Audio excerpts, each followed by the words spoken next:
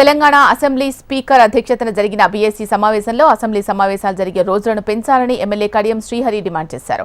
Assembly సమావేశాలను 13వ తేదీ close చేయాలని ప్రభుత్వం చూస్తోంది అన్నారు. స్పీకర్ అధ్యక్షతన బీఎస్సీ సమావేశం జరగగా బీఆర్ఎస్ పార్టీ తరపున కడియం శ్రీహరి హాజరయ్యారు.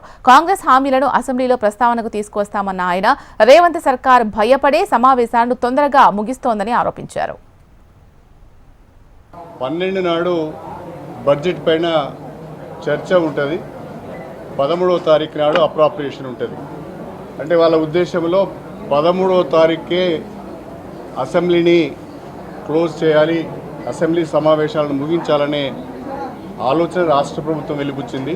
దానితో భారత రాష్ట్ర సమితి పూర్తిగా విభేదించి మీరు పూర్తి బడ్జెట్ పెడుతున్నారా, ఓటాన్ అకౌంట్ పెడుతున్నారా అని అడిగినప్పుడు మేము ఓటాన్ అకౌంట్కే వెళ్తున్నామని చెప్పారు. ఓటాన్ అకౌంట్ అయినా కనీసము 12 రోజులు శాసనసభ సమావేశాలను నిర్వహించాలి. బడ్జెట్ పైన 3 రోజుల చర్చ జరగాలి.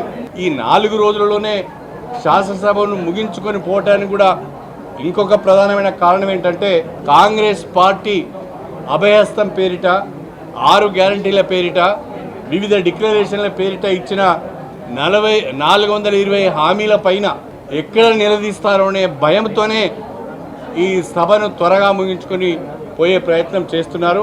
అయినా సభను వాళ్ళు నిర్వహించకుండా ప్రజల పక్షాన ఎప్పటికప్పుడు ప్రభుత్వ అప్రజాస్వామిక పద్ధతులను, ప్రోటోకాల్ ఉల్లంఘనను, ప్రజా సమస్యలను ప్రభుత్వ దృష్టికి తీసుకువచ్చి ప్రజలతో కలిసి అవసరం అనుకుంటే ఉద్యమాలు కూడా నిర్మిస్తామని చెప్పి ఈ సందర్భంగా నేను తెలియజేస్తున్నాను.